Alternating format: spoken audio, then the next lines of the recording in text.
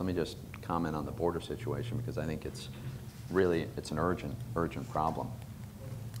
This is a serious humanitarian crisis. This is a full-blown humanitarian crisis. When you have tens of thousands, many tens of thousands of people, it's a mass migration at this point. It includes an awful lot of young kids. And these kids are taking what is an absolutely harrowing journey. I think we've got to persuade the families that are taking this risk and sending these kids on this trip that this is not a good idea. They should get a very quick hearing with a judge to determine whether they've got a legitimate refugee case to make. And if they don't, then we need to fly them back home. I wonder if you can tell me what your faith response is to, for example, again, we've heard that aid to countries like Honduras usually doesn't get to the right people, or it's not a solution.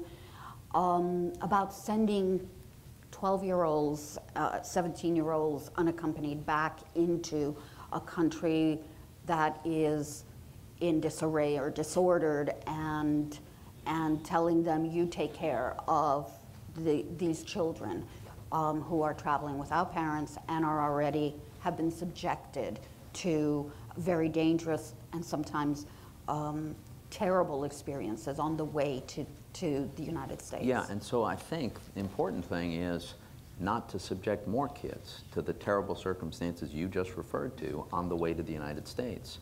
And if the prevailing notion, reinforced by actual behavior in the United States, if the prevailing notion is if the kids get to America, they'll be able to stay forever, then we will have more kids subject to those terrible circumstances. Now, if there's a legitimate asylum case, then I want to make sure we have a legitimate, robust legal process to determine that, and if there's a legitimate asylum, they should be granted asylum. We've historically, however, given very little asylum or refugee status to immigrants from Central America and Mexico. You know, typically 6–7% of those who apply for refugee or asylum from Central America and Mexico are granted such, compared to, you know, 90% of people who requested from Iraq or Afghanistan. I came to the States actually in the middle of the civil war in Guatemala that led to a genocide. And at the time, people fleeing that genocide were not granted refugee status. So I'm wondering if there is a, if it's in order to really look at how we're granting asylum and refugee status. One of the things the UN says is when you see that number of children and mothers with children fleeing something, it usually implies a refugee situation. Do you think we should revisit that? I think you can make a very good case that we should be continuously revisiting this and reevaluating this. Although I think in fairness, a large number of women and children could often indicate that there's a crisis and a refugee situation, but what's a little bit unusual is what you pointed to earlier. In many cases, there is some family member already in the United States, so it's not obvious that it's entirely about you know, refugee status. I think it's true that there are very high crime rates in some of these countries. That's undoubtedly true. But there are high crime rates in some parts of almost every country in the world, and that has never historically been an adequate criteria. So I think we just want to be a little bit careful here. I think we certainly should provide a legitimate, thorough hearing to test the case that's being made, but you know, we should base that on objective criteria. There have been House members that advanced a bill proposing that that legal representation be provided for these children who are going to hearings, essentially like most immigrants, without any legal representation provided for them. And since so many of them are under, the vast majority of them are under the age of 17, I don't know about you, I know you have kids, I have a 19-year-old daughter. I don't want her representing herself in court. I'm absolutely sure somebody else could do a better job of it.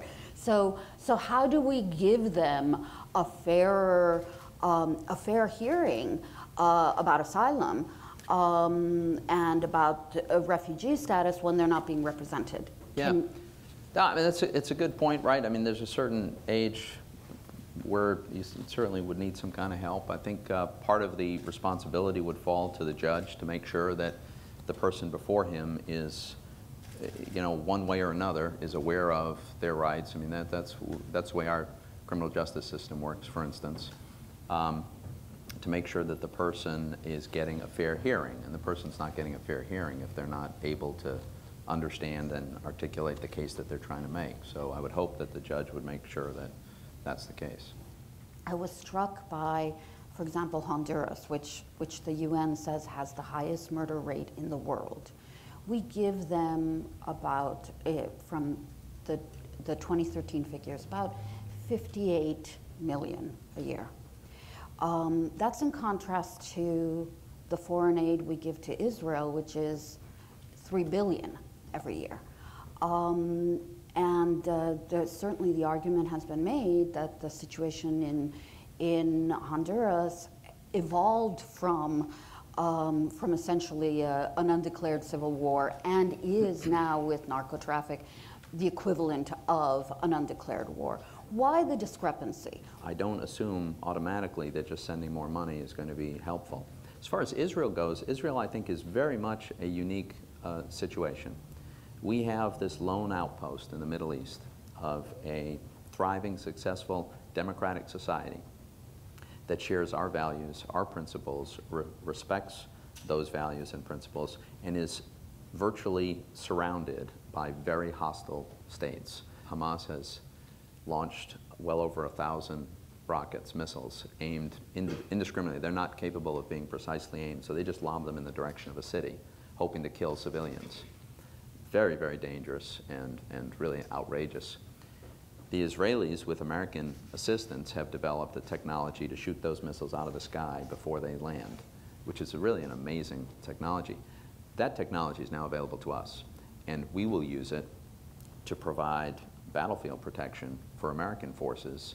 If, God forbid, we need to deploy American forces, it's likely at some point we will, and we will directly benefit from some of this technology. But now part of the bill that was killed yesterday had attached to it money to replenish Iron Dome. Right. So where is then the priority, if that is in fact a big priority for the United States? How is it that that the border relief, humane relief, and resettlement monies and so forth are enough to, sort of push that aside? Well, because the money that the president asked for in the supplemental for the border is not going to solve the problem at the border. And anytime Senator Reid wants, he can pass the legislation to replenish the funding for the Iron Dome. He knows that. The votes are there to do it. At some point, he wanted to make a political statement. That's what he knew going into this, that we felt strongly that you actually have to solve the problem. Treat the kids humanely, make sure they're given a fair hearing, and those who don't actually have legitimate case for refugee status need to be returned home so that we can end this problem. The president's supplemental would accomplish none of that. And so he knew that we weren't going to support it.